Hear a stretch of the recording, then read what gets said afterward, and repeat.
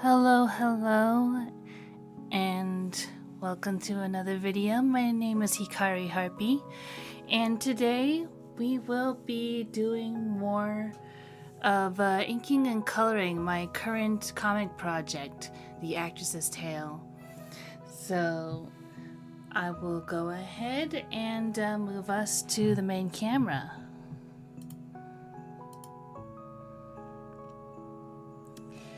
And as you can see, those who have been to my streams will have noticed a couple of new things in the stream, just in the screen in general.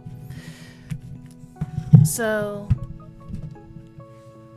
as you can see in the bottom left, we've got a little fishing game. Top right, we've got the chat. And of course, down at the center bottom right there, we have the Ko-fi link.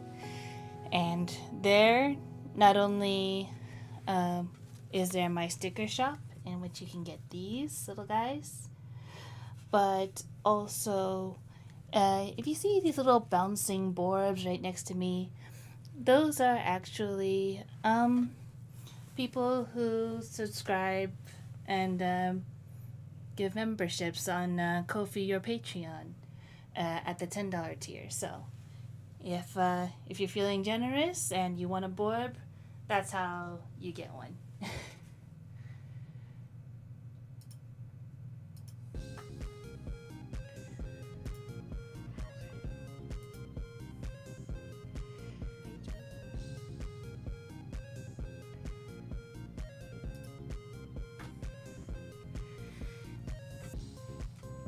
And I'm not going to need these today, but I do have these on hand for when I do eventually need to color them, because, you know, I need references too.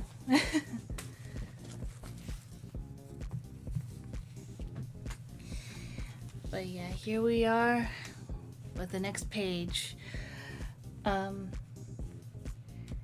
And as a side tangent about the stickers, I am planning on retiring the current designs for the stickers that are on the Ko-fi site. So if you still want a chance to get those designs, anytime between now and then, probably be good. But yeah, I don't have a set time for when I plan to retire those designs just yet, but I have already finished the redesign, so right now it's just a matter of getting all the stickers ready to go.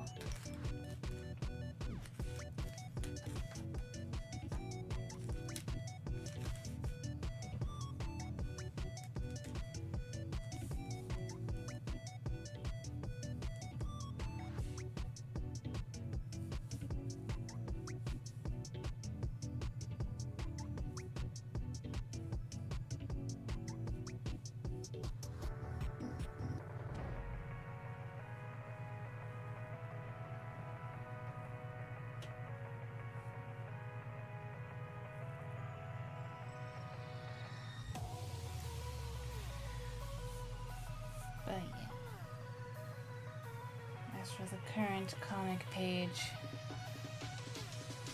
this is where we fully get our introduction to our main heroine of this tale, Mackenzie Varance, the titular actress of The Actress's Tale.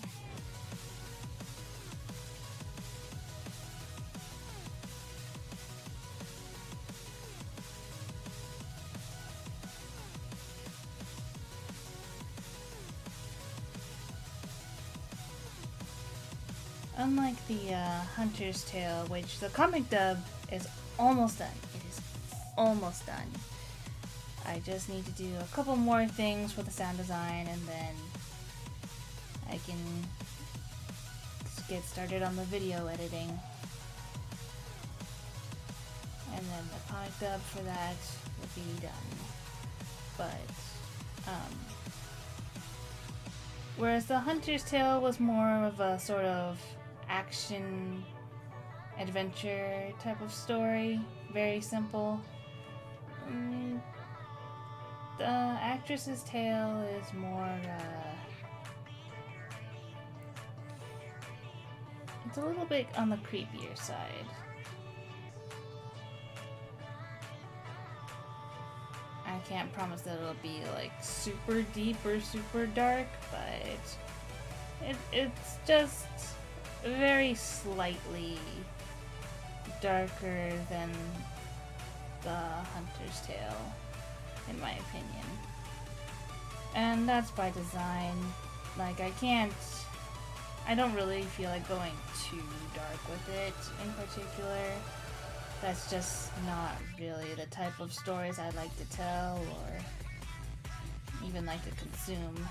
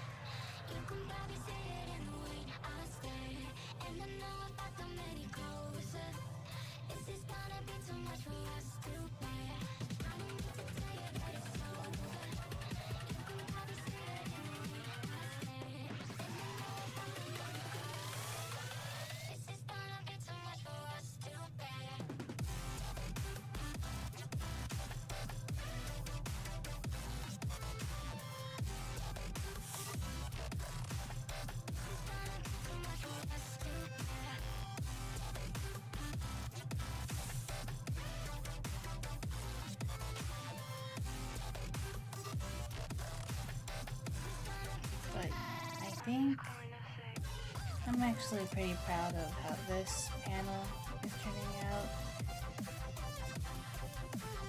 Like, I feel like it's kind of a very nice, like, establishing, like, scene of what she's like, and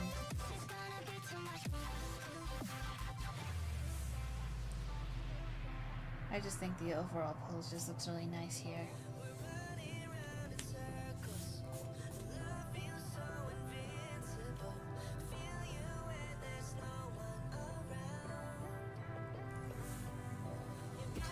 But yeah, I hope that everyone watching the VOD is having a lovely day today.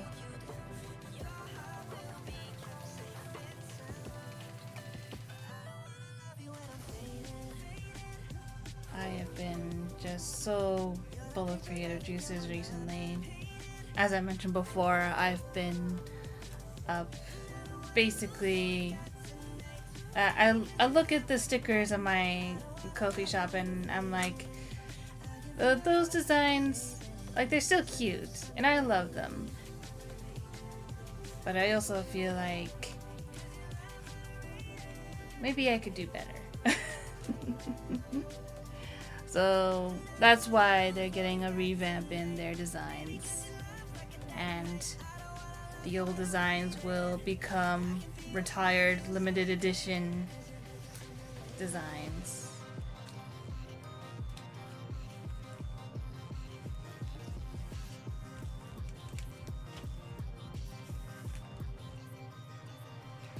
Let's see.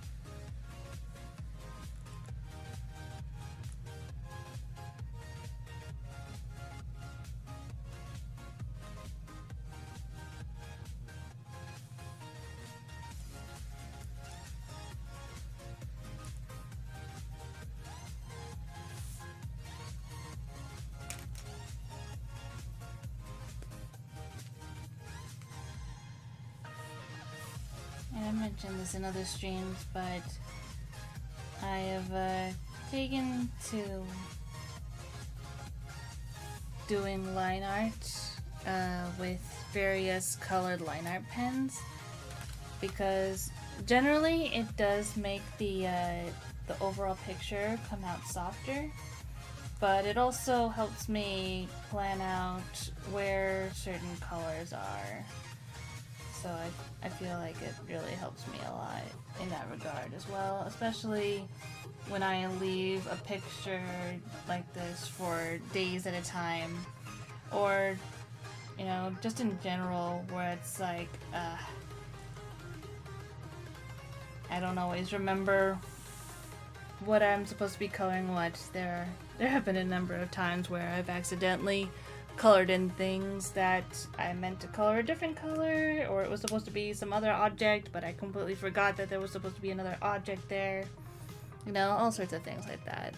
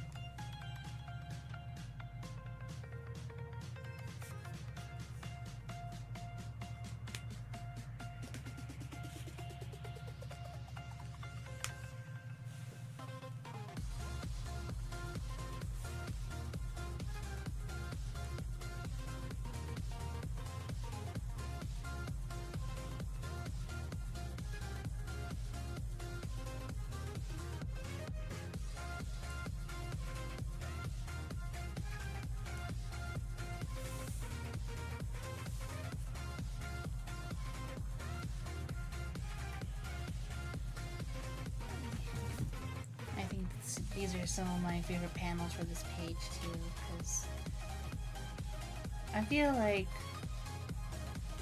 my strongest suit when it comes to drawing things is usually the eyes, or so I've been told.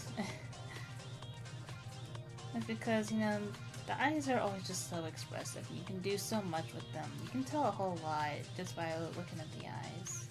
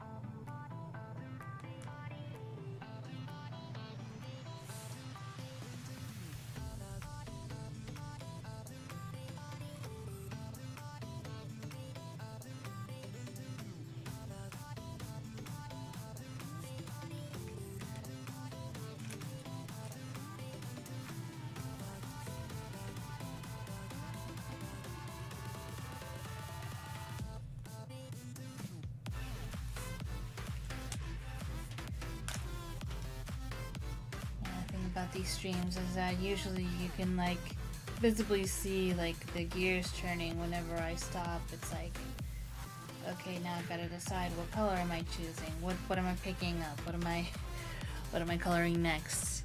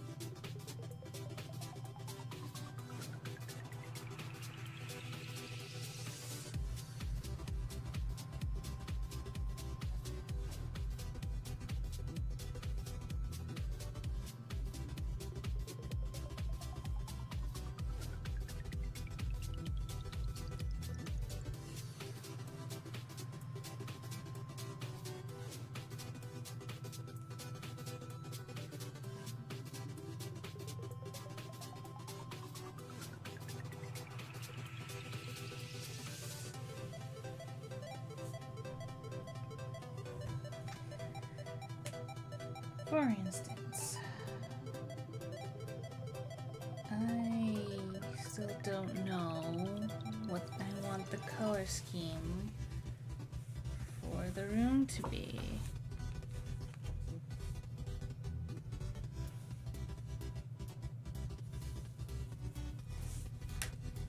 Also, I need to keep note that there's actually another object here, which I added later on because one of the things that I'm still trying to learn is to how to draw buildings and interiors. Just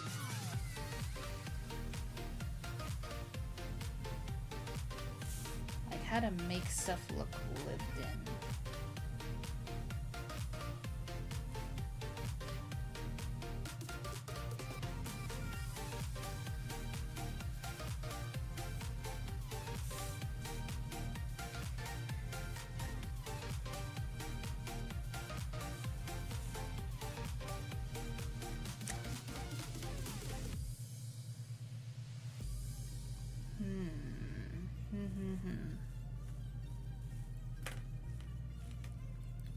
Keeping in mind where this is supposed to take place.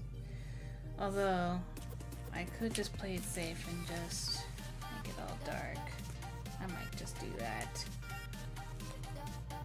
And I'll figure out the colors later.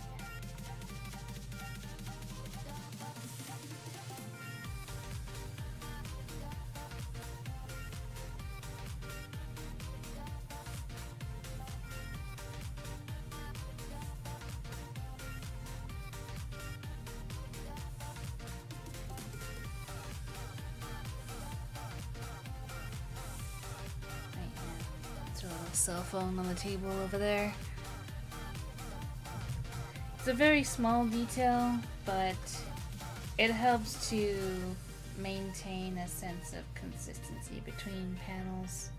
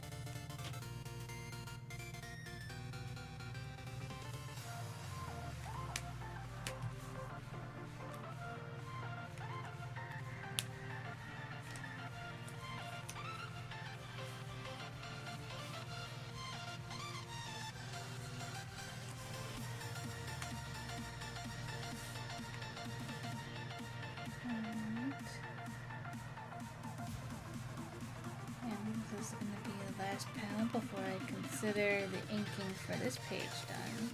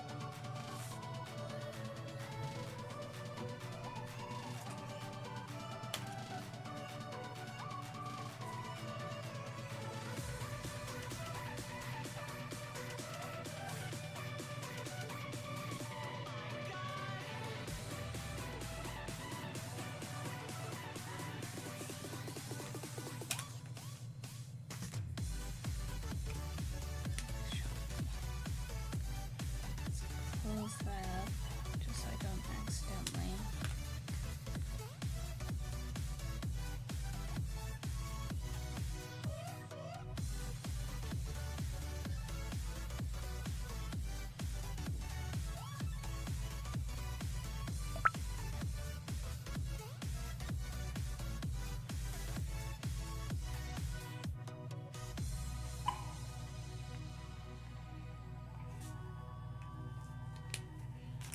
Okay. There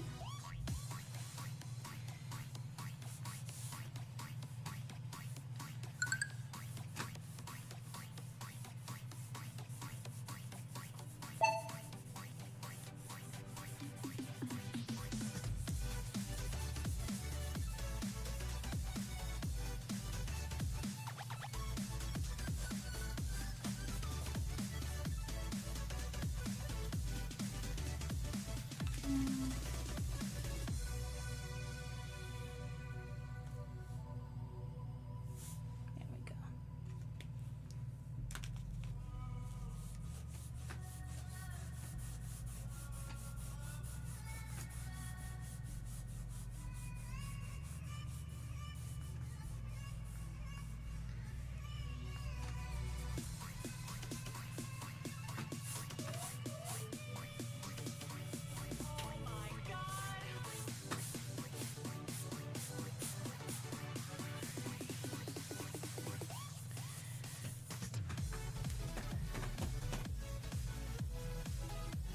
And hello.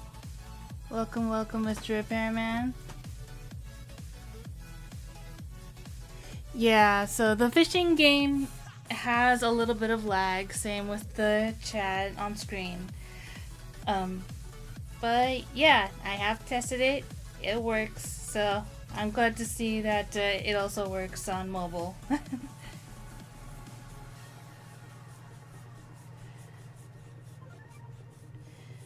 But yeah, I hope you're doing well.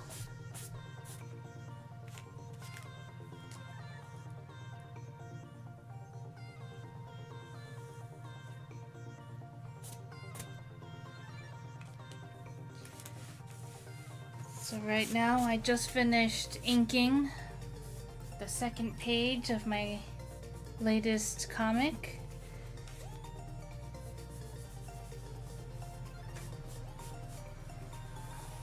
I'd say it's coming out pretty well so far.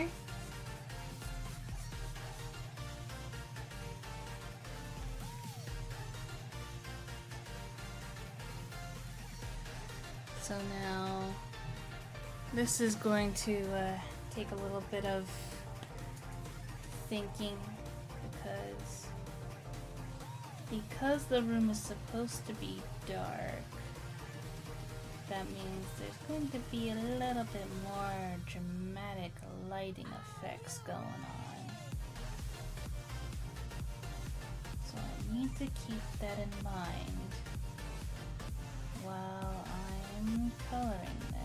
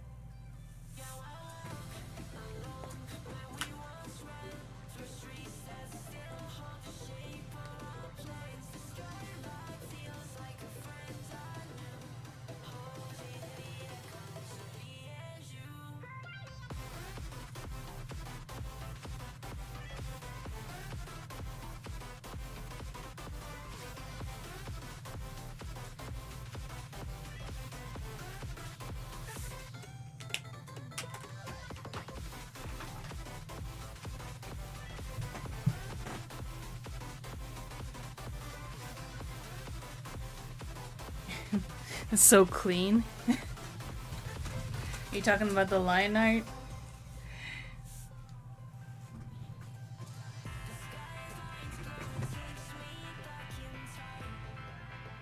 Doing okay. Put a jank version of Brudel into Castle Crashers Painter Boss Paradise that I will fix another time. Ooh. Is that like one of those customizable DLC type things?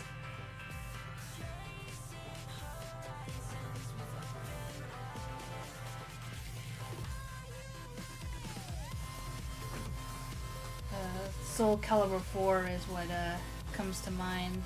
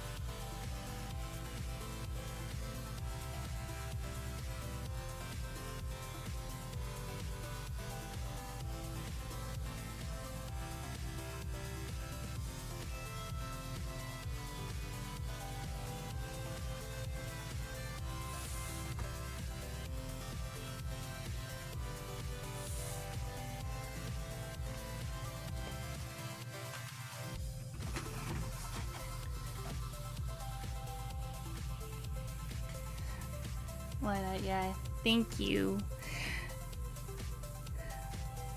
I do like how it came out, at least for the some of the panels. I think particularly the eye focus panels are the ones that I like best for this page.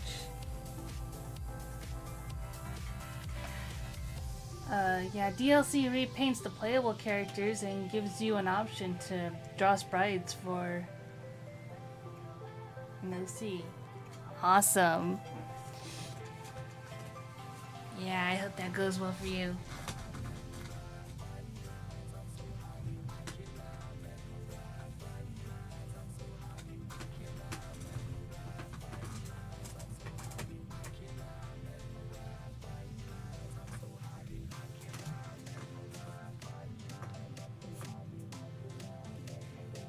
Yeah, I mean, like, some of my favorite things to draw are eyes, honestly. Just because they're so expressive. And if the scene is dramatic enough, then it's like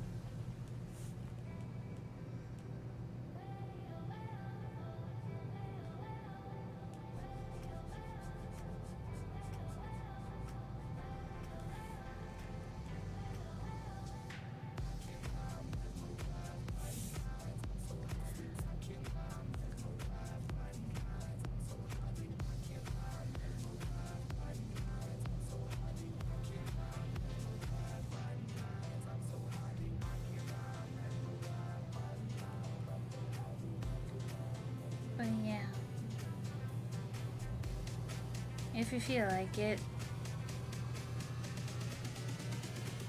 The fishing game will stay there.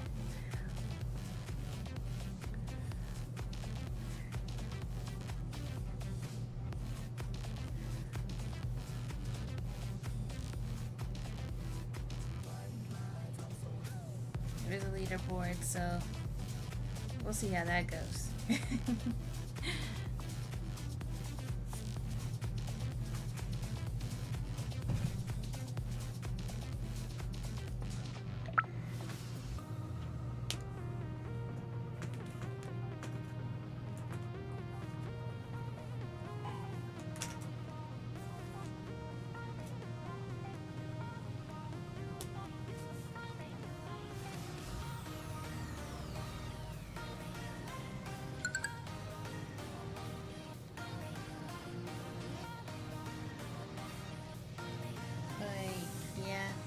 I just added it because another friend of mine who also streams their art also had a fishing game. However, the version that they had was only for Twitch, so that's why I managed to find one that was YouTube friendly.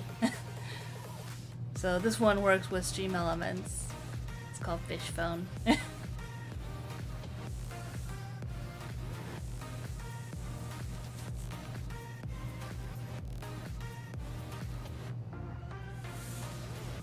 From all that I've tested, it's really adorable.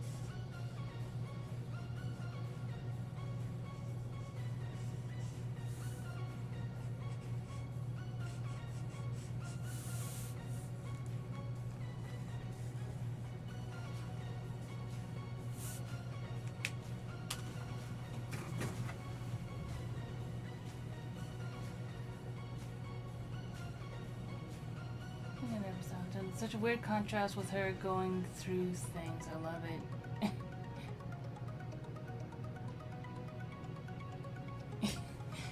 Yeah, I guess so. I mean, I don't know. I guess even with the current content that I'm drawing, I still, try to keep the streams pretty chill and whatnot.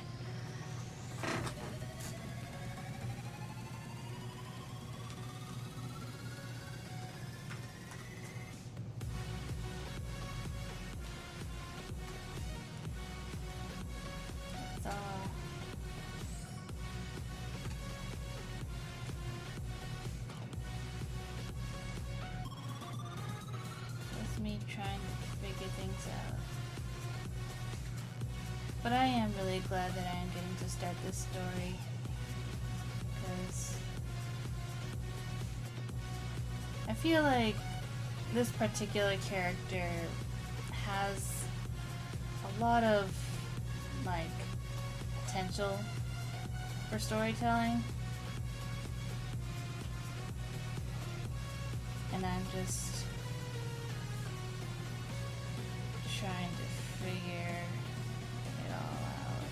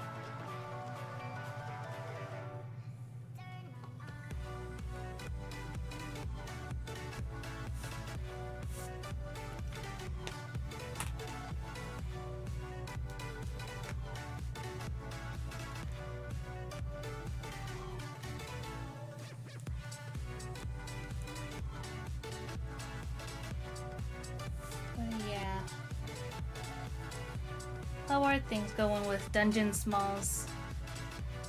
Everything, I still feel like you've got some creative juices left in you for more pages, or?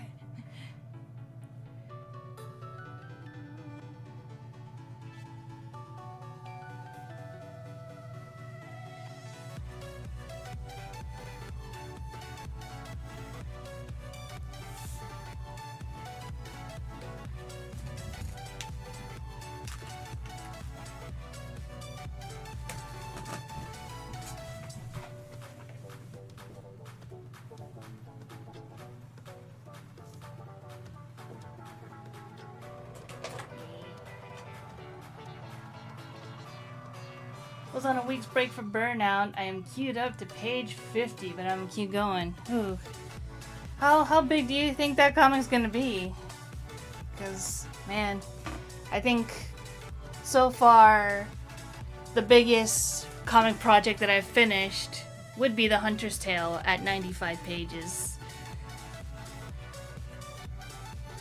And that's because I quickly realized that I don't want to go in with the mindset of it being a serialized thing that I keep going forever and ever. That's just not how I work. So it's like I gotta have a story that has a beginning, a middle, and an end. Keep it simple. Do not try to go for some fantastic epic that spans several years.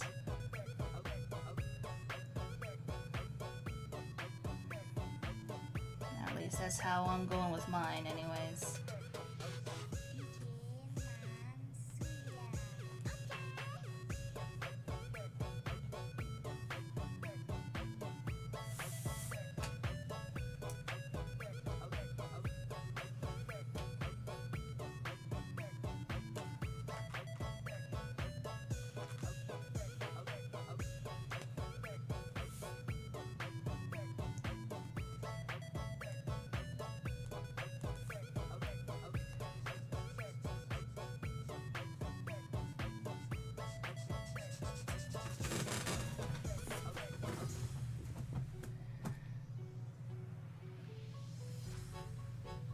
Don't know. Want to resolve at least one story.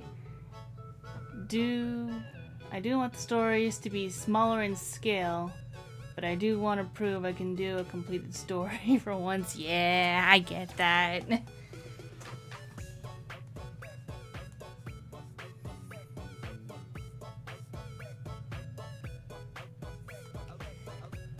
That's why I keep trying to do these stories and keep them small, simple, know where I'm going, so that I know how it will end. And therefore will have a goal in sight that I know I can reach.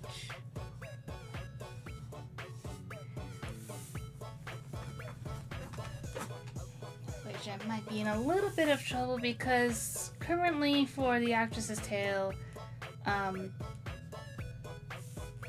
I have 13 pages already planned out. So, including this one that I'm working on and the one page that I already finished, I have a total of 13 pages sketched out. But after that, it's like I'm trying to figure out how to get from, C to D. But I'm still trying to figure out how to do that. Because I think the one thing that I do struggle with is making dialogue that flows well without seeming like forced,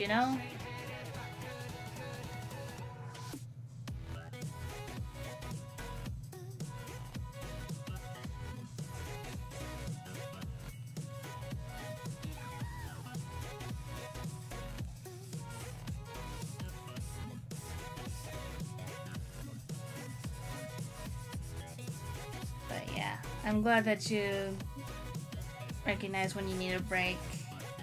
Because, yeah. I know I mentioned this in a prior stream before. But it's like, breaks are important.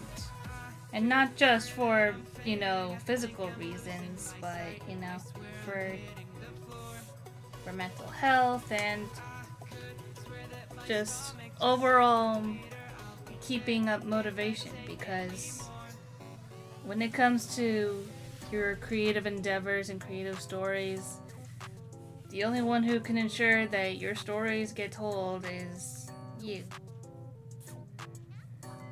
So that's why you gotta take care of you.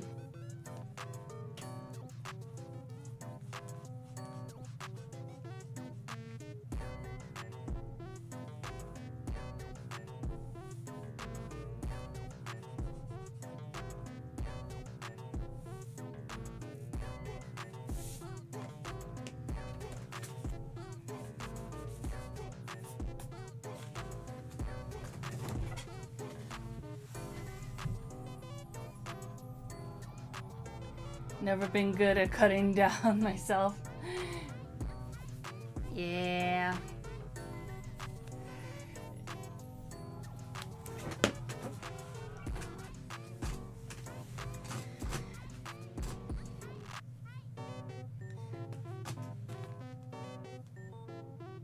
I think for me, it's more like I'm so used to telling stories not by myself. I usually tell stories with like only 2 people as intended audience and readers, and that's it. But I need to keep in mind that not everyone's gonna understand what I'm going for. So I have to keep it as understandable as possible.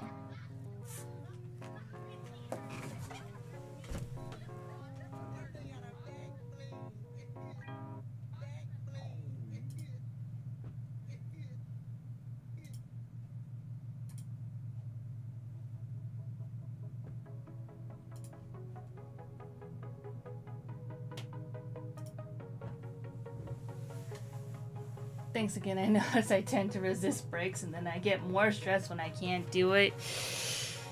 Yeah. Like, I know for me, especially, like, currently right now, it's like when you feel that, like, surge of, like, inspiration and creativity, it's like, oh man, I got all this energy, I got all this, like, motivation, I gotta get, like, everything done, done, done, done, done. And you just, like, you want to use it when you still have it. And then, yeah, it's like, even when you have that, it's like, yes, like yes, use it up while you have it because you never know when it's gonna dwindle again. But at the same time, also, that's when it gets harder to recognize when you need a break.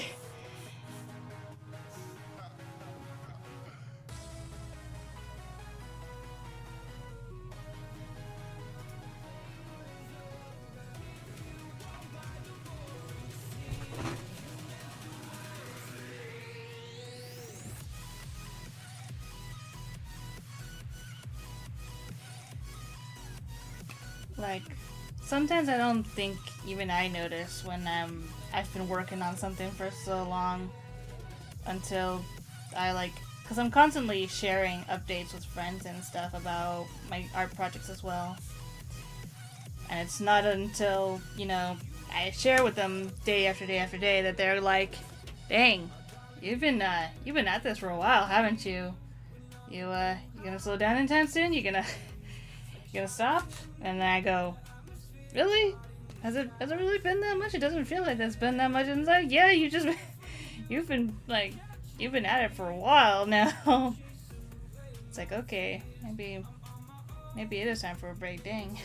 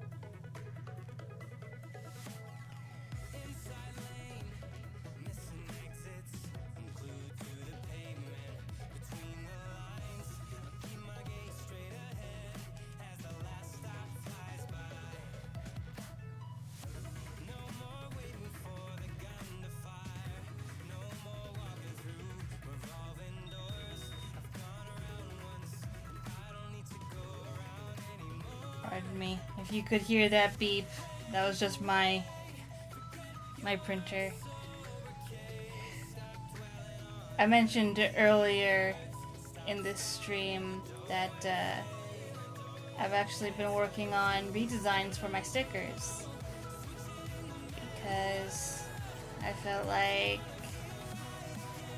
there are some characters that deserve more stickers and I could also possibly draw them better. So I felt it would be redundant to have stickers of the same character, so the old designs will be retired eventually.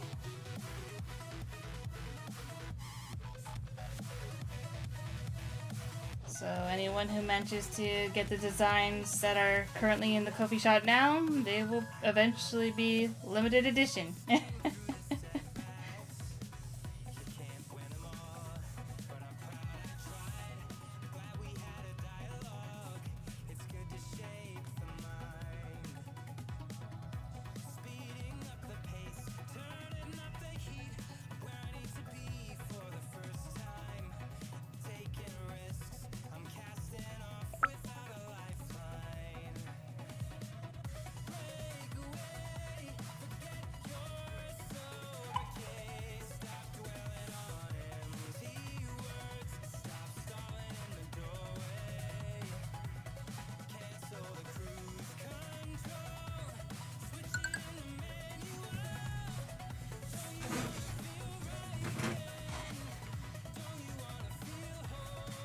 Looking forward to that? Yeah.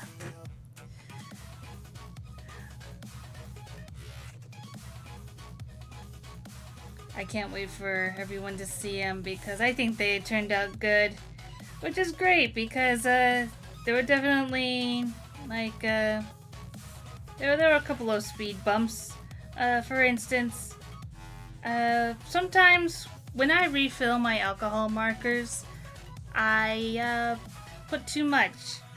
And so one of them was one of my greens that I wanted to use. But unfortunately, when I tried to use it, I ended up with a big blob of green all over my artwork. And as you may know, alcohol ink is not conducive to being erased. So I basically had to scrap those and start over again, redraw them, and try to make sure that I have a steady flow of ink the second go around.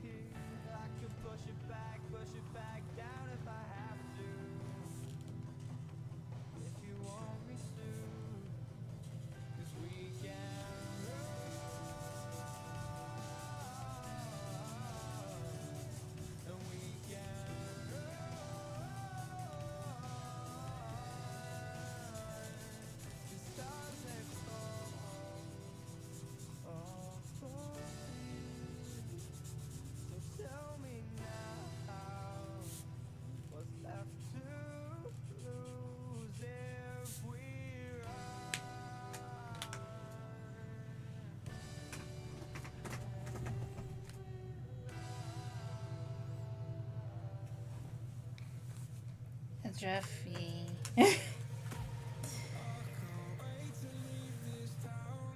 But, as Evil the cat would say, a minor setback. Let's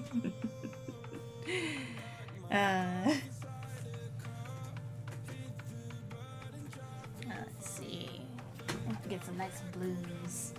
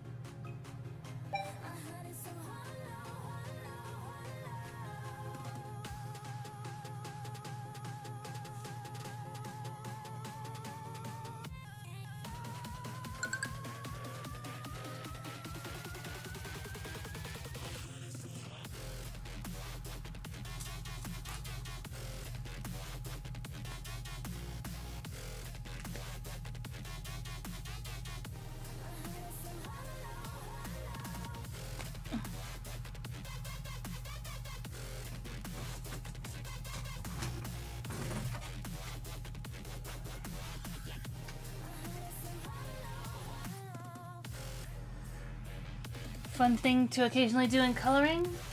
Color the background first. Blank white characters in the scene are so weird. Yeah. Maybe next time I'll do that. The only reason I didn't do it now is because I don't know what to color the background.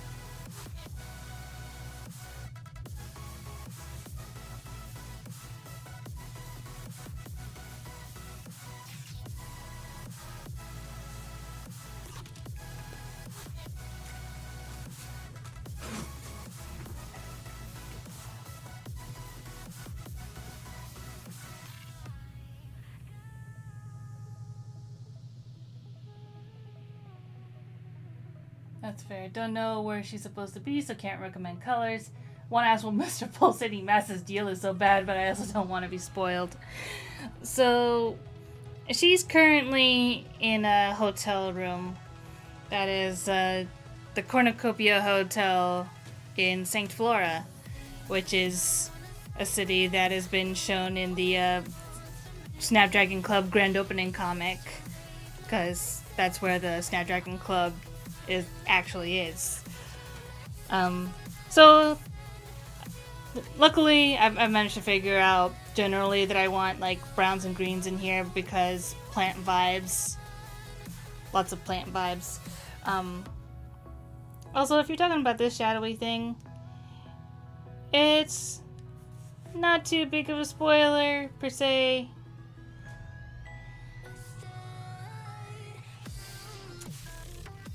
I will ask, though, if you are familiar with the concept of sleep paralysis.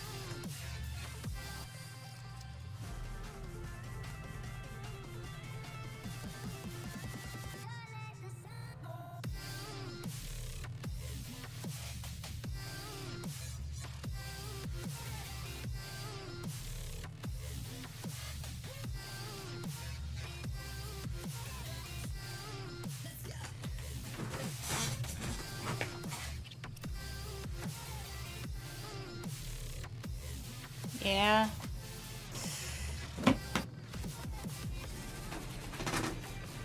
Sleep paralysis is definitely not fun for those who've experienced it. I know a number of people have.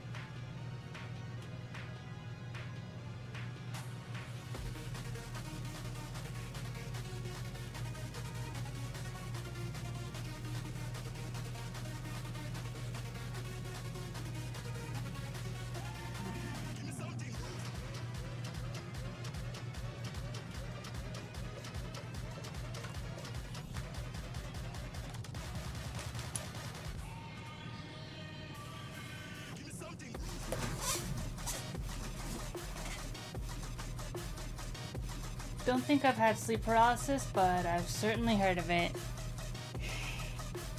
Yeah.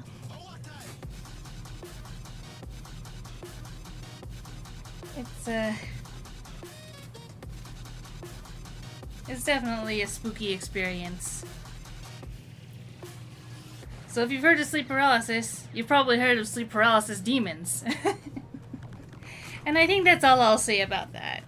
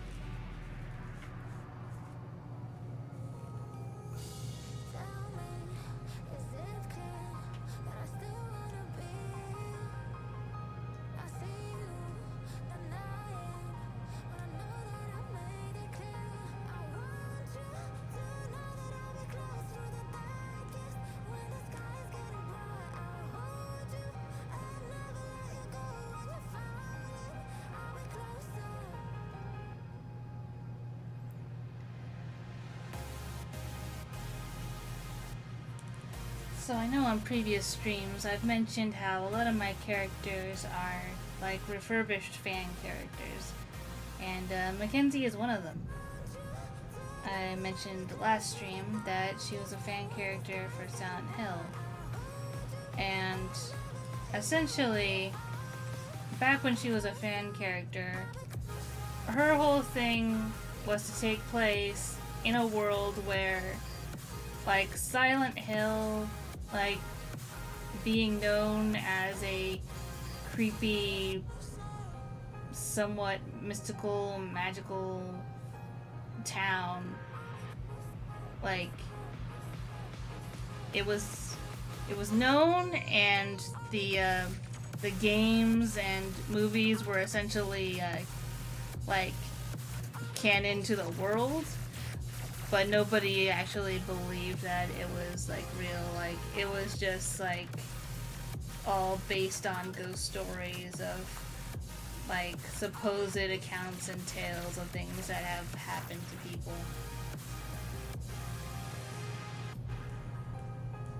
And then the movie shoot that she was in took place in the actual Silent Hill, and so the cast and crew just start acting weird. The fog rolls in, and her dark past starts popping up a little bit, and it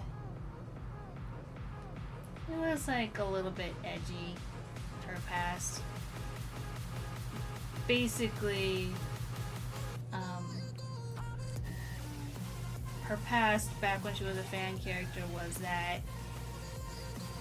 like, she had a father who was a doctor, who worked late nights, wasn't home a whole lot, and basically, as a kid, she accidentally ratted out that her mom was seeing, or her dad was like actually seeing someone and had been like cheating, so she like blames herself for her dad not being in her life anymore.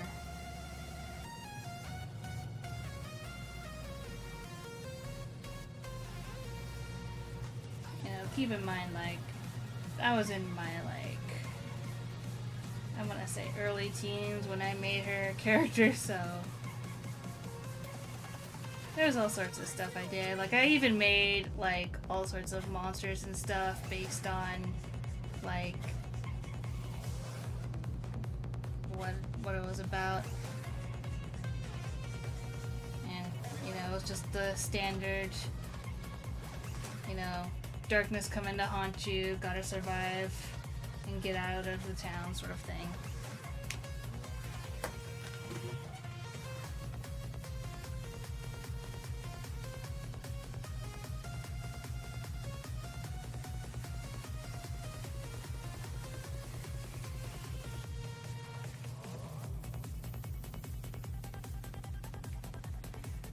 I thought about attempting a horror story, but what stops me is, outside of my anxiety, I have a hard time scaring myself with my own invention.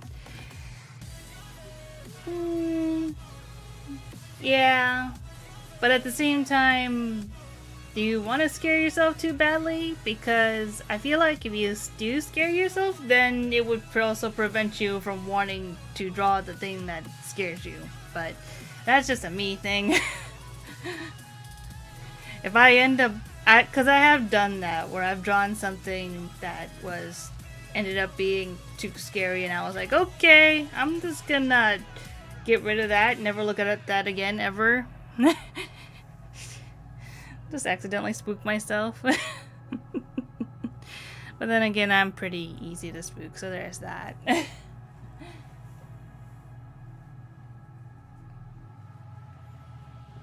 Figure if I can't even scare myself with the thing, how can I scare anyone else? I get that. It explains a lot about her look in this story. Also, yeah, don't be afraid of Edge, since you mentioned that. The only Edge that is truly bad is Pointless Edge, sometimes referred to as a pizza cutter. If there was a non-edgy Silent Hill character, it would feel off, unless it was a dog.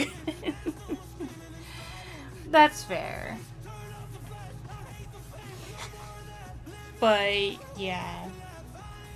So, more or less, I'd say Mackenzie has kept generally the same similar style that she had. She's definitely looks more like a more mature woman instead of a teenager.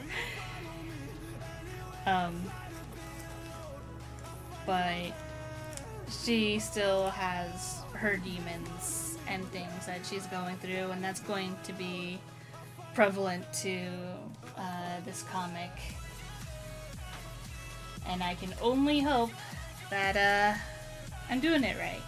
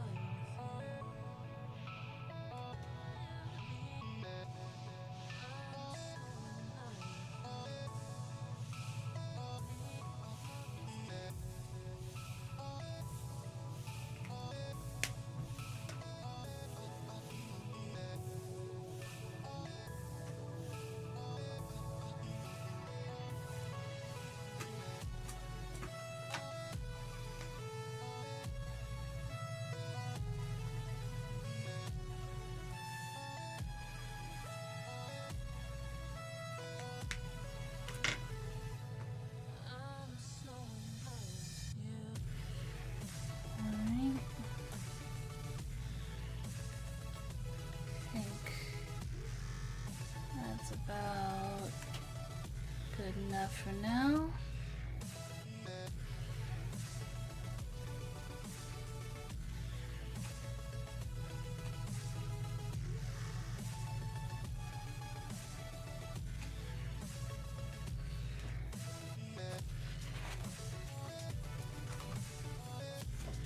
Oh, I completely forgot to put the protection.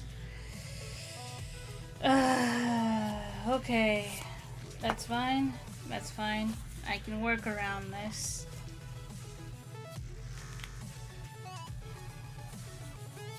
I just need to move the word bubble over here. It's fine. It's fine.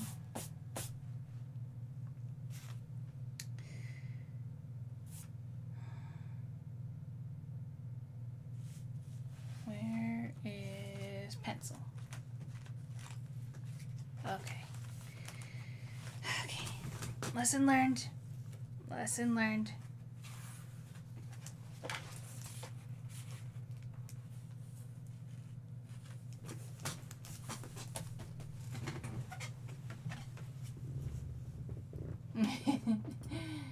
No worries. No worries at all. These sort of mishaps always happen.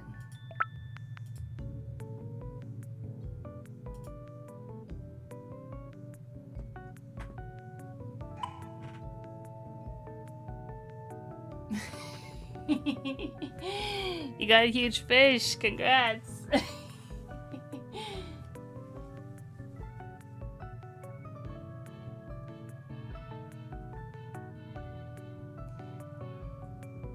I'm easy to spook when playing a horror game, but I much prefer suspense when watching. Perfect Blue is one of my favorite movies, but it can also be called one big trigger warning. Yeah.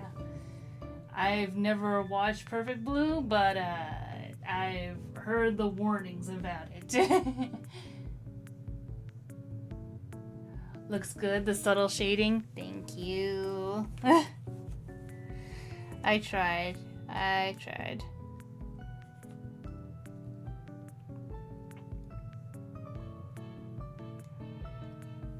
Yeah.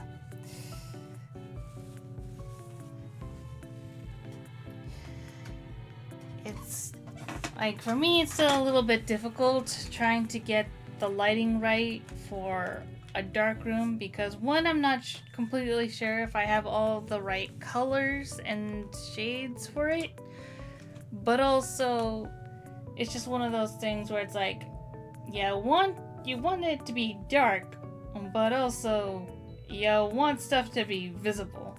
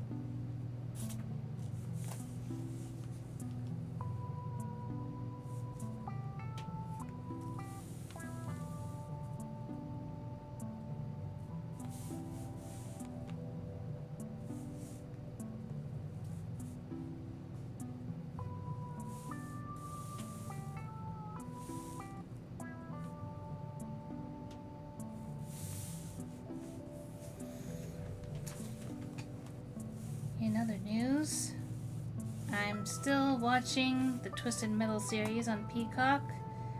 I've finished episode 3, and man, oh man, is it finally getting good. They're finally getting some familiar drivers from the video game franchise. Ones that were not in the previous season.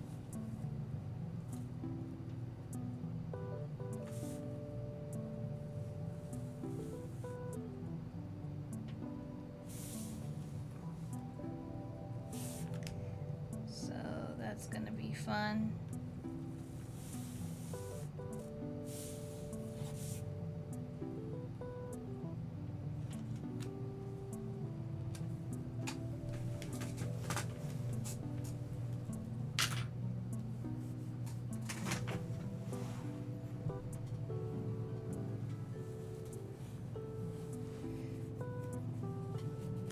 Yeah.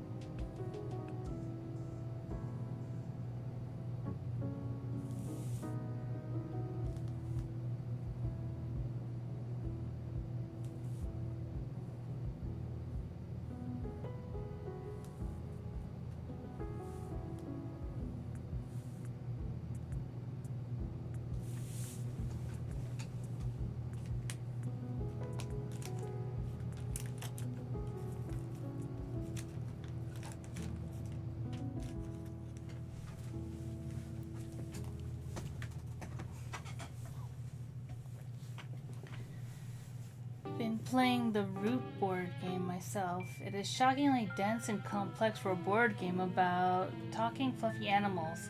And then it is a word game. Ooh. I've never heard of the Root board game.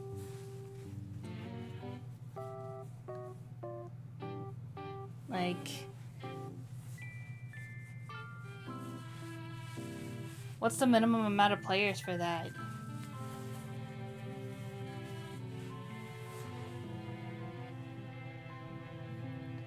I only have a small collection of board games myself. Actually, I have one that I got for my birthday, which is kind of a market game called Honey Buzz. Oop. I'll just knock into my camera, why don't I? But yeah.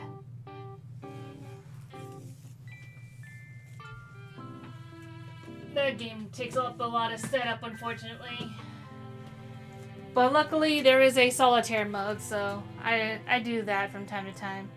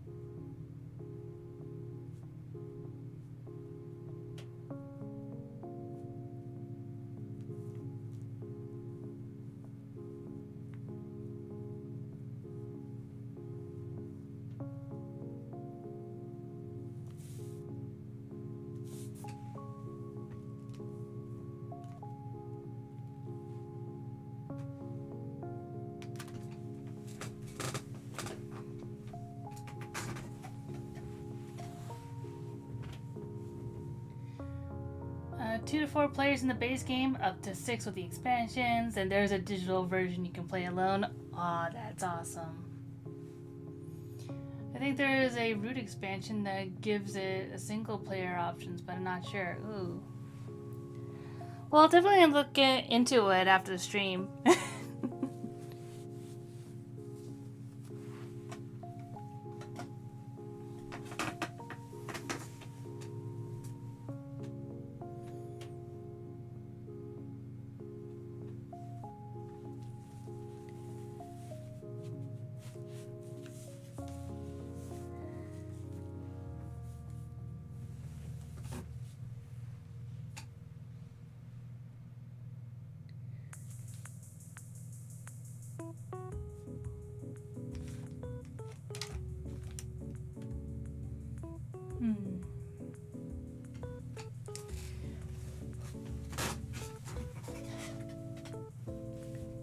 And you'll look into Honey Buzz? Yeah. It's an adorable game, but it does take a bit of setup, so a fair warning about that. Like, even to this day, it's like, if I haven't played it in a while, it'll take me like a bit to remember how on earth to play.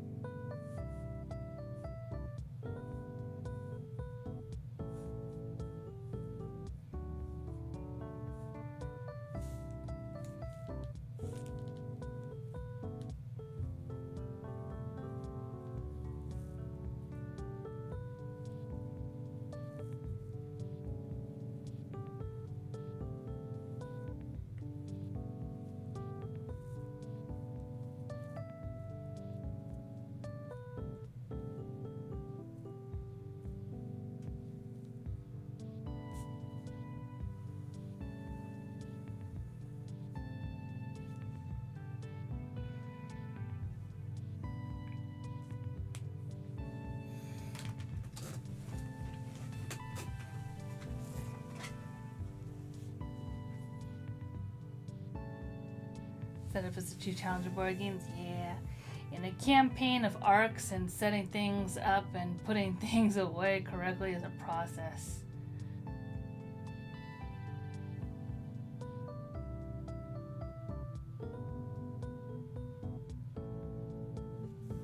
Yeah.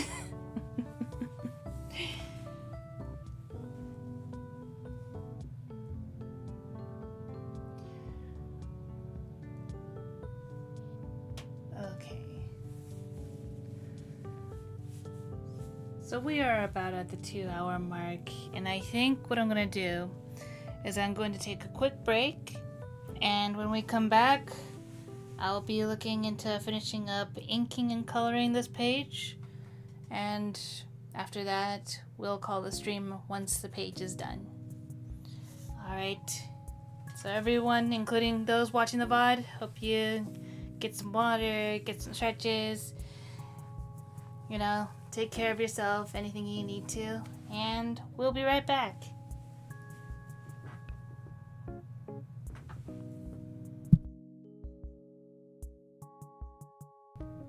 Oh, but the fishing game will still be here.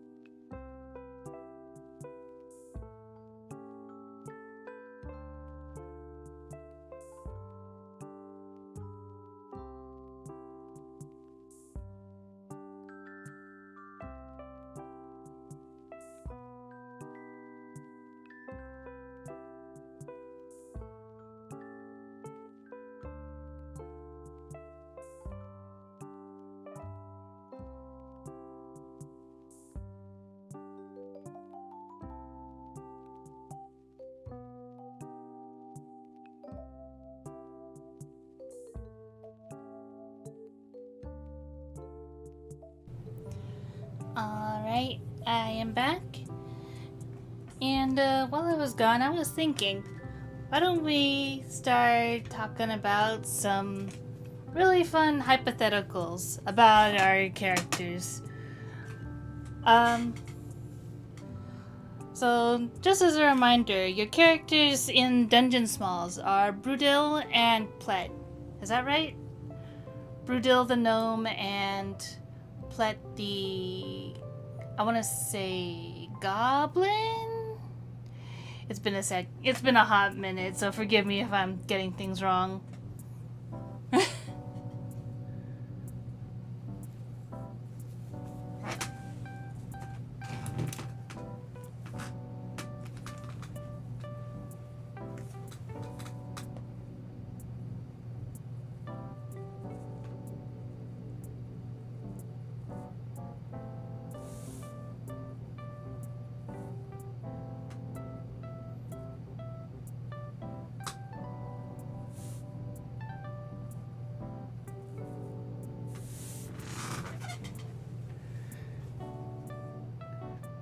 Brudil is gnome and Plet is goblin. Yeah. So here's a fun little hypothetical for you. If they were to play Super Smash Brothers, can be from Ultimate, Melee, what have you. Who do you think would fit them, like, personality wise? Who would be their main?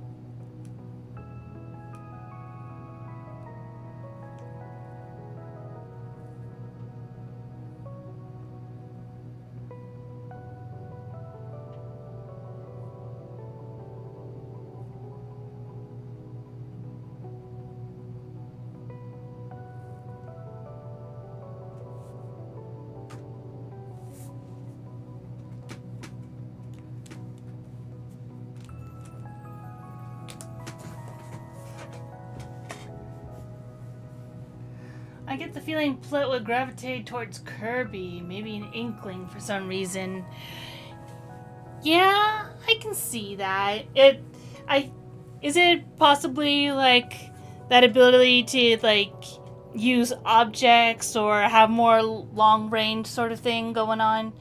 Because Plet does seem like the type to utilize his abilities a lot more than, any sort of pure strength or skill with the weapon sort of deal.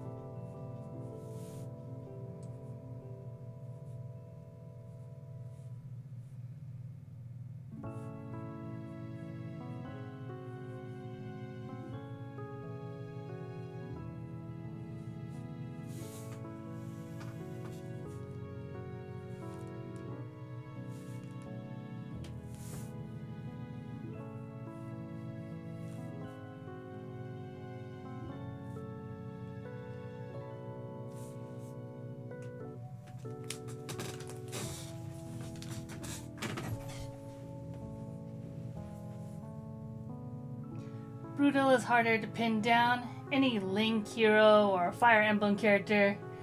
Wannabe hero, how could she not choose someone knightly?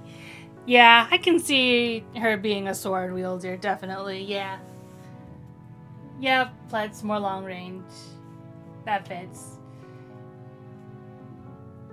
In the case of hero, maybe not knightly, but you get what I mean, yeah. Plet's true main would be Olimar. Oh, that's adorable. Yeah, I can see that for him, definitely.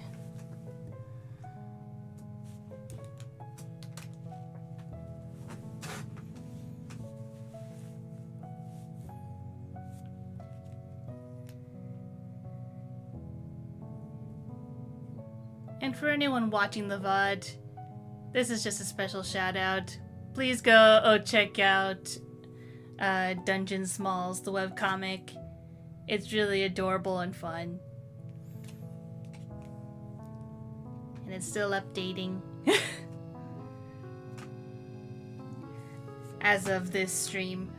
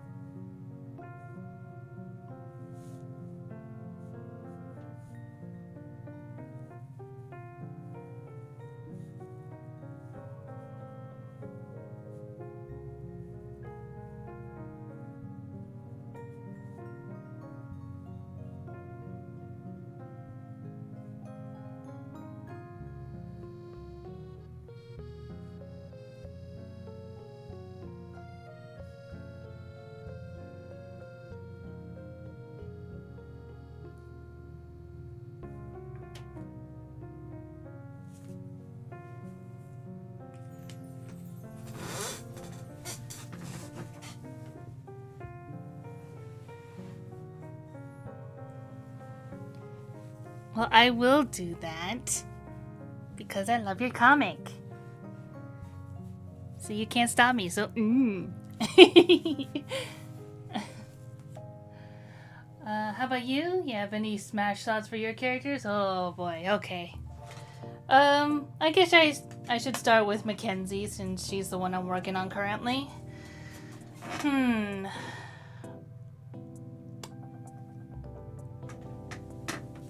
The first that comes to mind...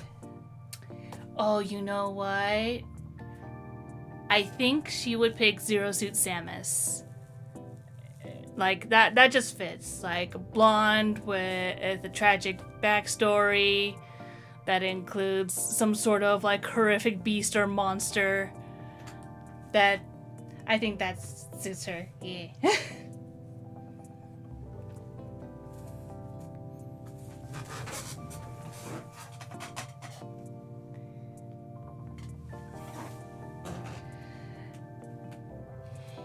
And, why not?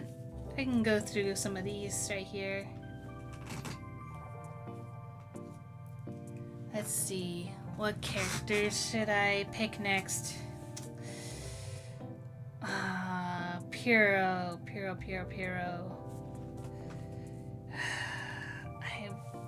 See, my first instinct is to go for bat-like, so I was like bouncing between Meta Knight, Ridley, but then it's like, are there any like more gentlemanly characters that I'm forgetting?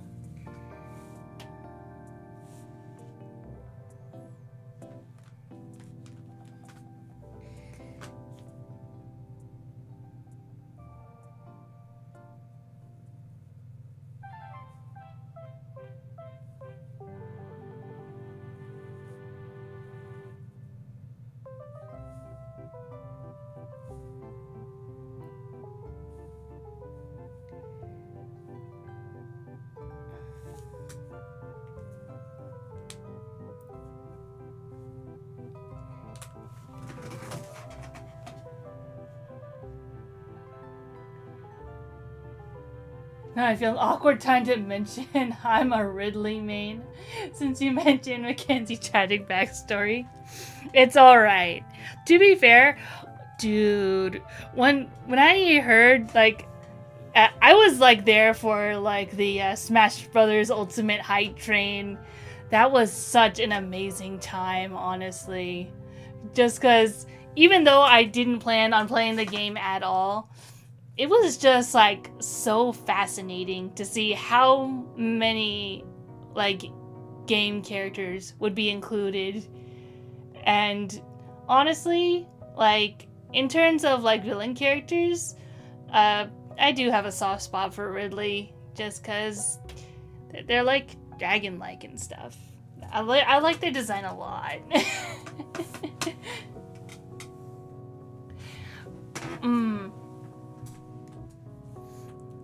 So yeah, that was definitely one of the reveals that I was hyped to see back in the day.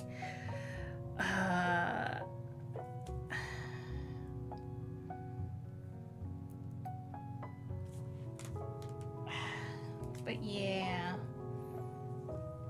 for Piro,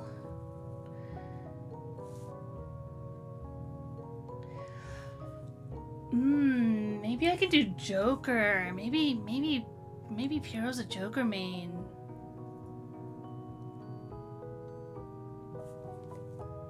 I'm gonna stick with that for now. Piro being a Joker main. Scotty Hijack. If we want to talk about, like, you know, quintessential hero types, Scotty is definitely up there. They're more of, like, a silent protagonist, basically, because in their true form, they don't speak. They don't have the capability to speak. But they are very inquisitive, curious.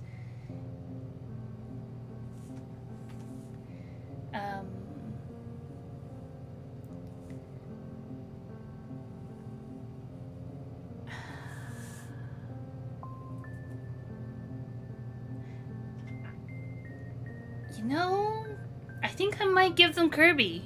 I might give Scotty Kirby, to be honest. Like, they're also from, like, out amongst the stars, and they're pretty powerful in their own right. And they also have, like, cute, chubby, squishy cheeks. At least in this form they do.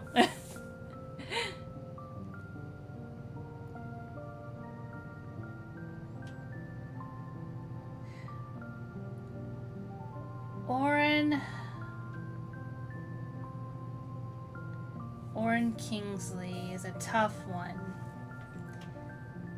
because kind of like Play, she doesn't have much, and, like, she's not a fighter either, but I feel like Play has more offensive capabilities with his skills in magic than Orin does. Orin's still very, like, methodical, intellectual type.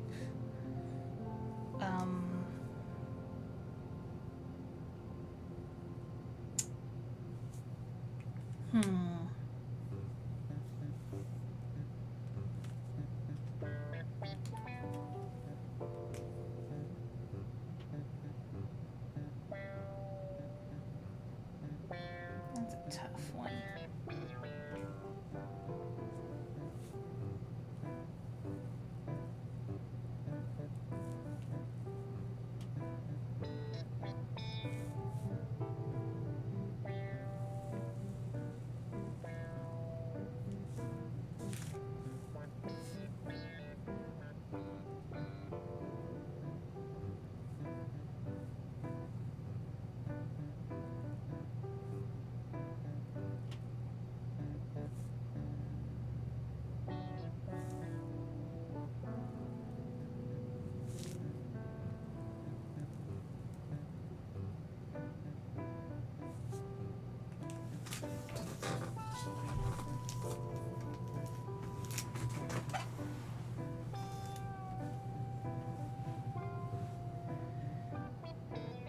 the hype train was great. I've yet to properly play Metroid. It's just the big old lizard that really fits an aggressive style of play.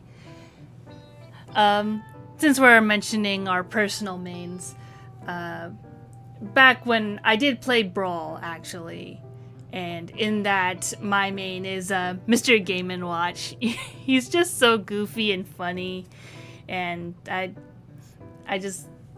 love spamming the Judgment Hammer.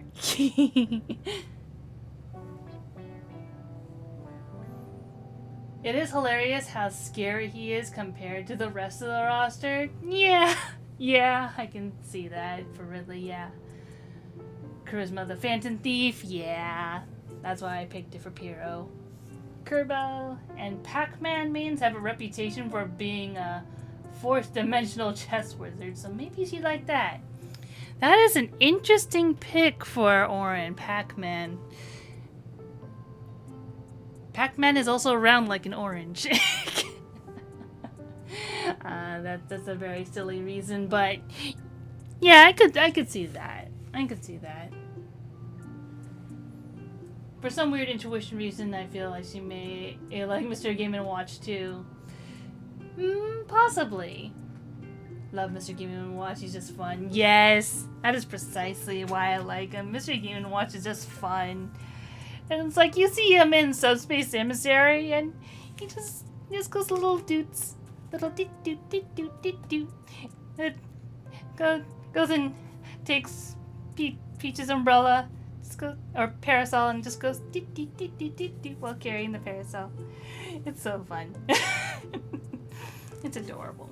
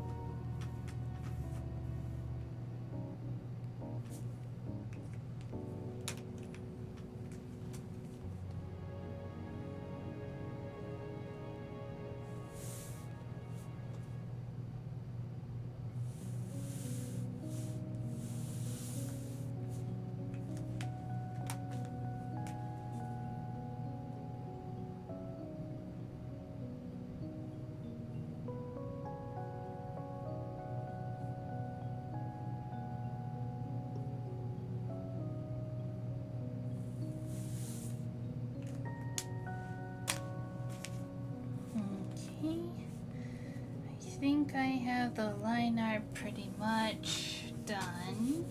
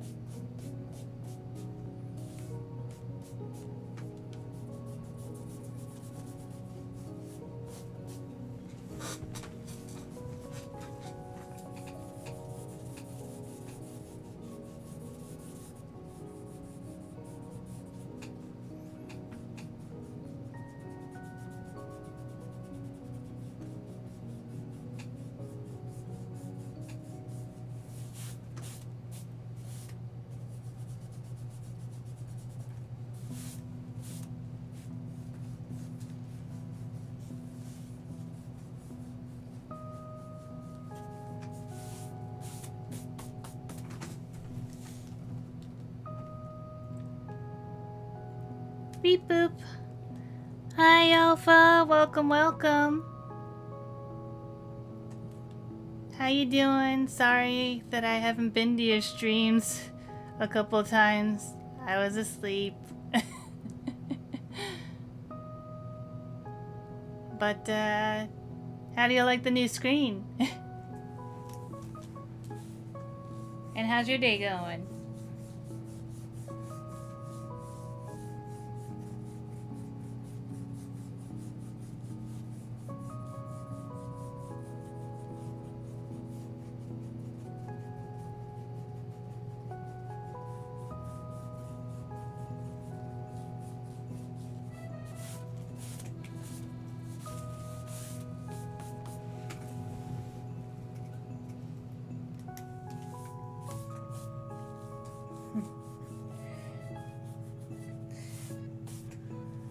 I was just gonna mention a sort of little lore bit, since this isn't really like story relevant, but it's one of the things that adds a little color to the scene. So, as mentioned previously, Mackenzie is staying at a place called the Cornucopia Hotel, which is a hotel in St. Flora. And for those who've seen the grand opening or Wanderer's Tale comic, St. Flora, you might recognize St. Flora as the city where the Snapdragon Club is located in. And it's also the same city where Farmhand is the local fae of the city. Looks cute. My day has been very lazy. Yeah. Lazy days are nice.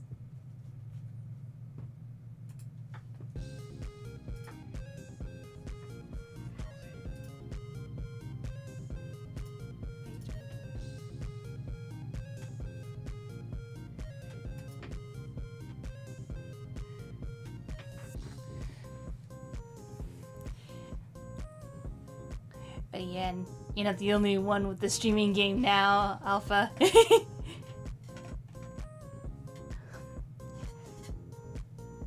Now I also have fishies. But, yeah, so anyways, the lore. So, with Farmhand being the local fae of the city, they basically use their ability to grow all sorts of different crops to form the buildings and provide an exorbitant amount of like food and crops to basically anyone who asks, free of charge. And they can also basically, like, I wouldn't say create. It's not so much creating because that's another phase job, but it is sort of like messing around via breeding. And that's how they can make sort of like hybrid plants that can grow, say, a small tree that grows both apples and oranges. So you can see in the background here that, oops. This picture here is supposed to be a picture of like a bowl that has an apple and an orange. And then over here, this is gonna be a little plant that is growing both apples and oranges. That is like basically there for the guests to like pick off and eat and just be like that as a free little thing.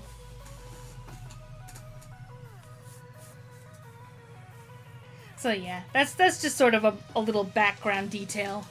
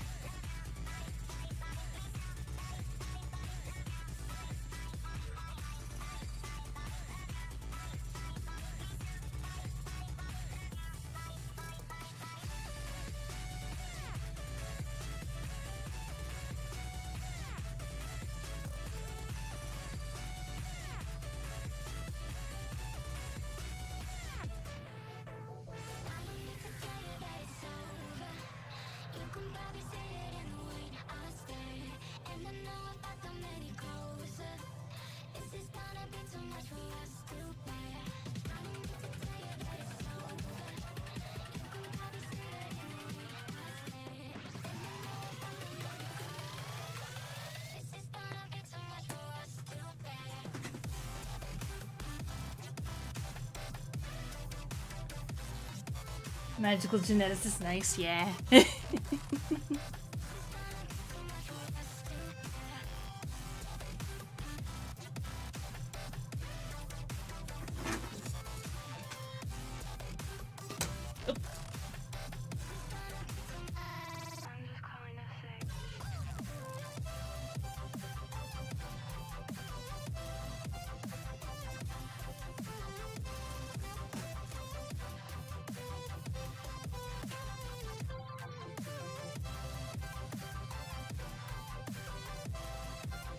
But yeah. I guess Larkspur is kind of a magical geneticist, but yeah, that's how they can make things like magical orange trees. And that's how Orin Kingsley was born.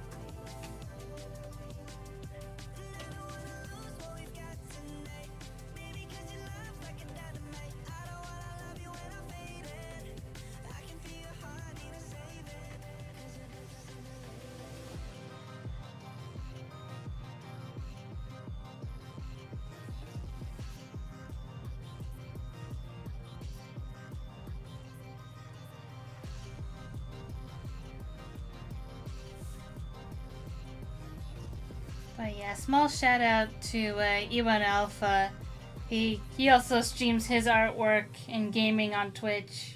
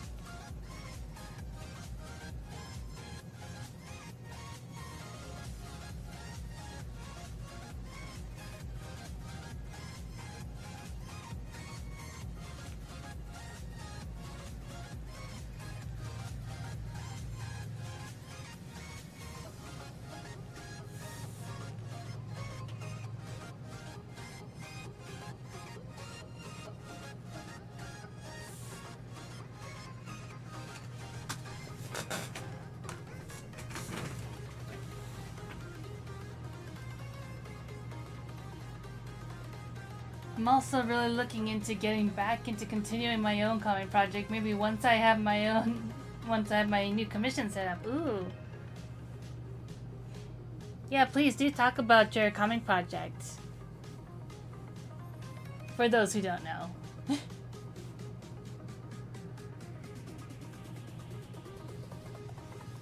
I've already talked about Mr.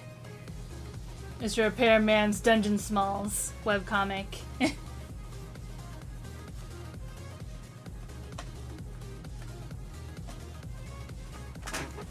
All the praises for, which I could say the same for Alpha's art as well. Oh my goodness. Yeah. Excuse me.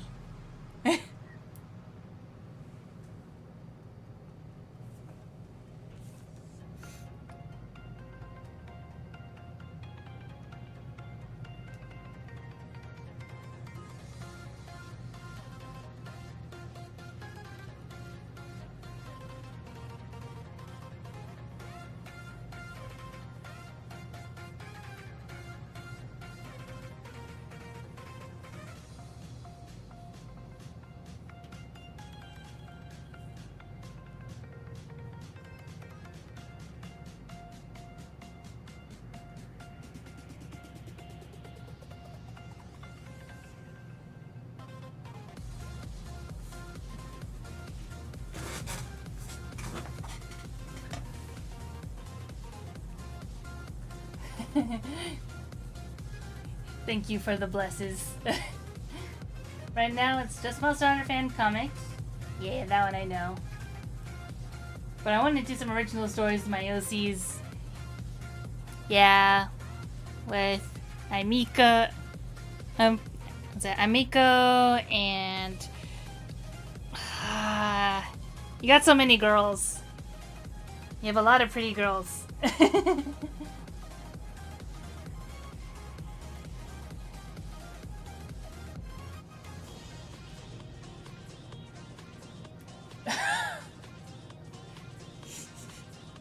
Cute sneeze. Shush.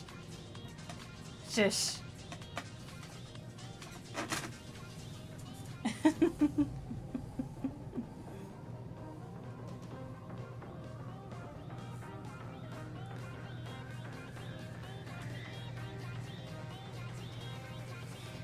I think the AC might be circulating the air a little bit, so might have gotten some dust on me or something.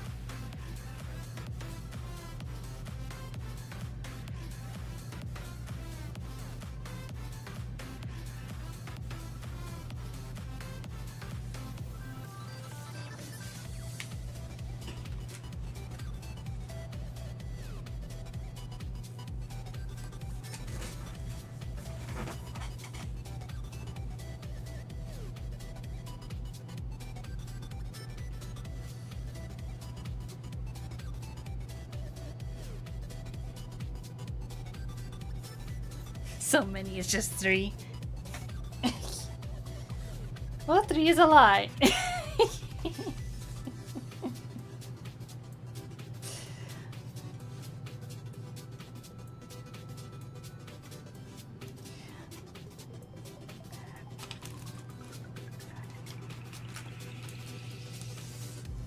But yeah, I'm sorry I don't have them committed to memory just yet. Eventually I will.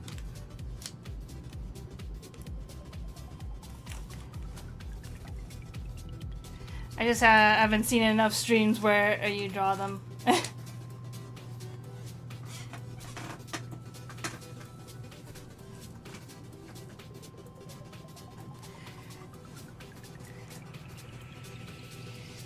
Do you think you could remind me again?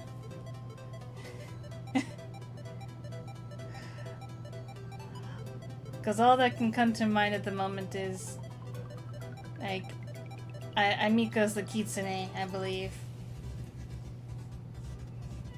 It's like, I know I've seen the others because a couple of, I feel like at least one of them I keep getting as a mermaid in the fishing game. But for the life of me, I cannot recall the name.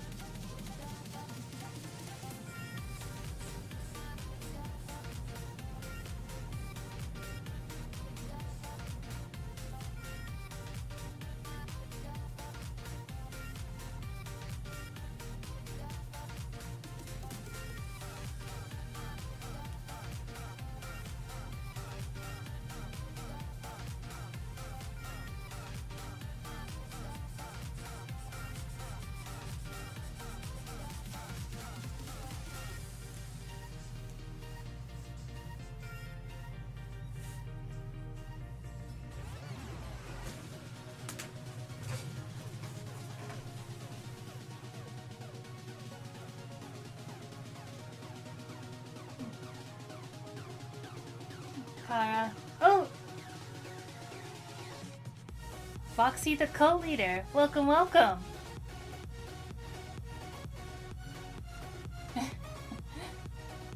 You got a plastic bag. Aww. It's okay. There'll be other tries. And you take your time. I'm just glad you stopped by.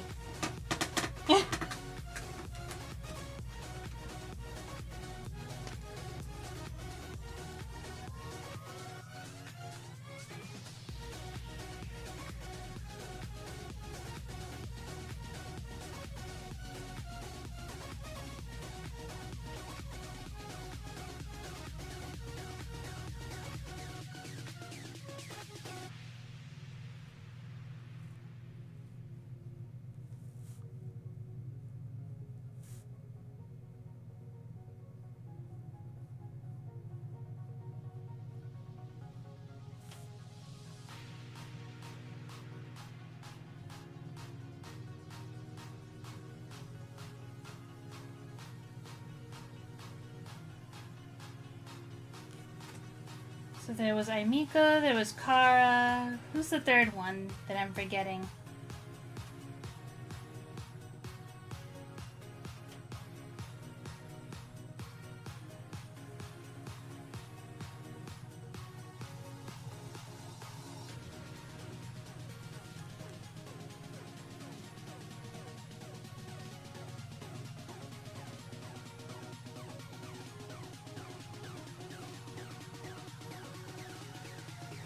And that goes for anyone stopping by or watching the VOD. Feel free to talk about your OCs as well.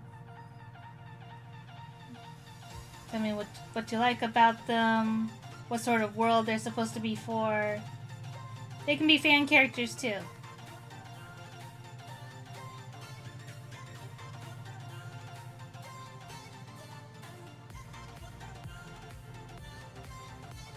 Like if we want to talk Monster Hunter, like I used to have like a couple of Hunter OCs as well as like some Gajinka versions of like monsters, particularly Chameleos.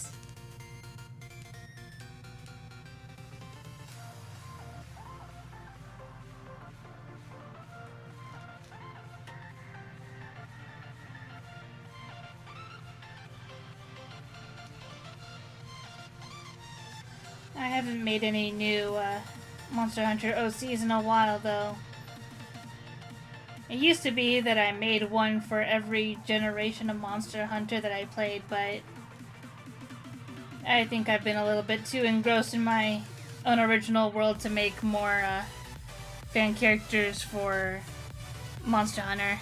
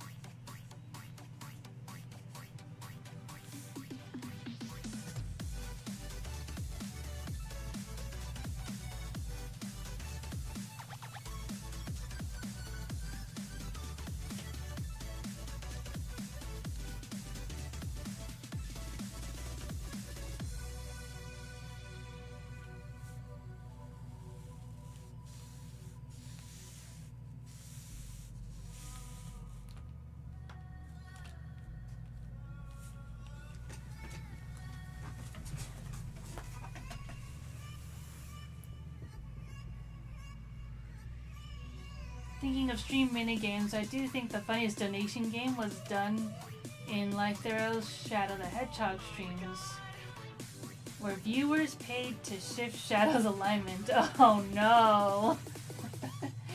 I would say that that must have been chaotic, but that's a completely different group.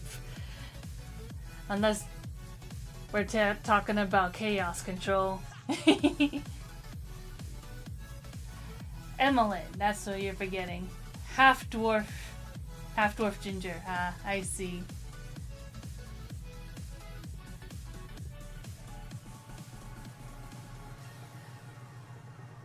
So, Kara, Emmeline, and Aimiko.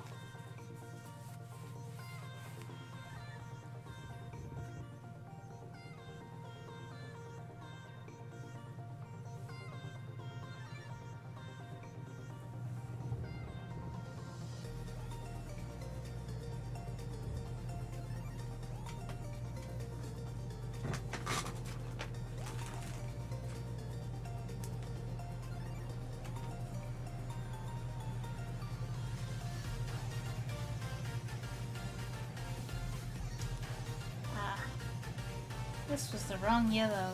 Whoops. That's okay.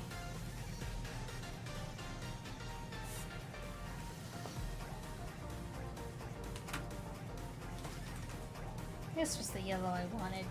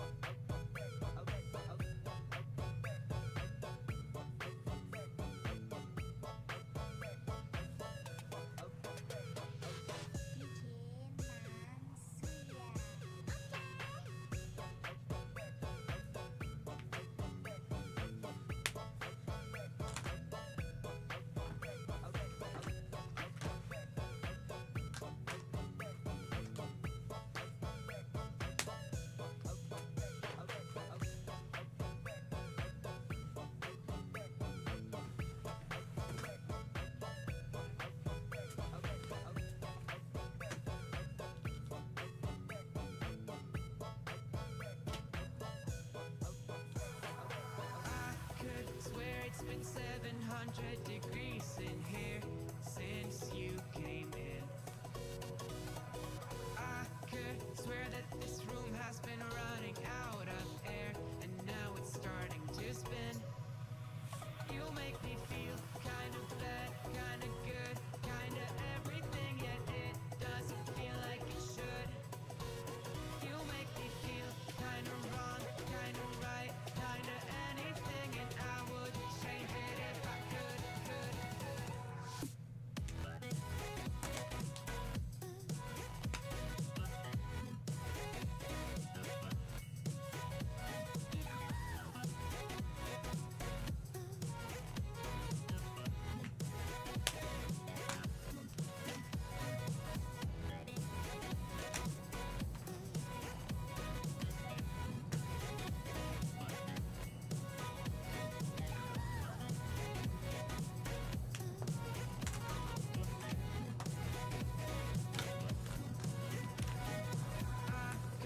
Swear that I'm fainting, I think I'm losing my sight. I swear I'm hitting the floor.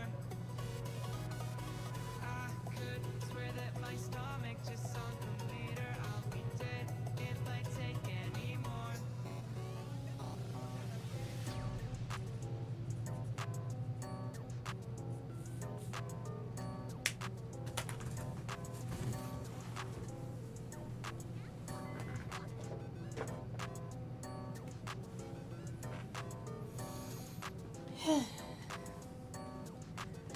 Almost done.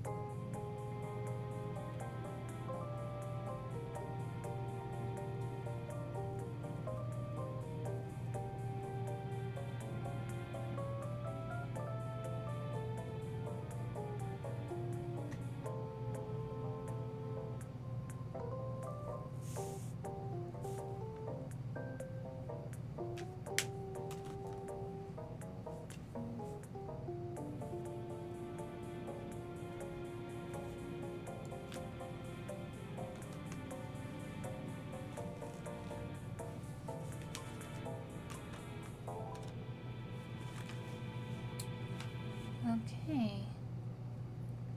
I think... Oh, whoops, missed a spot.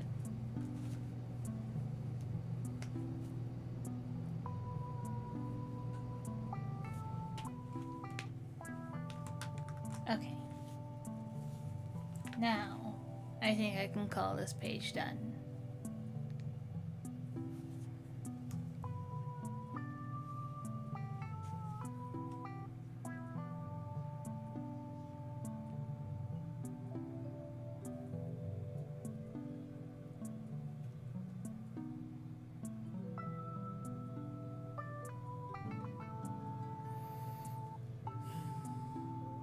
So with that, I think I will call the stream. So I'd like to thank everyone in chat, or anyone who was in chat, for stopping by. And I'd like to thank everyone who also stopped by to watch the VOD. As one more reminder before we end the stream, I do have a Ko-fi link over here if you'd like to support me. If you like a Borb, it's part of the membership for $10 a month. And there's also my sticker shop, which these designs are still there as part of the Snapdragon Club grand opening. But I am currently in the midst of making redesigned stickers for these characters, plus adding more to the shop. So if you want these particular designs, their days are numbered. So yeah.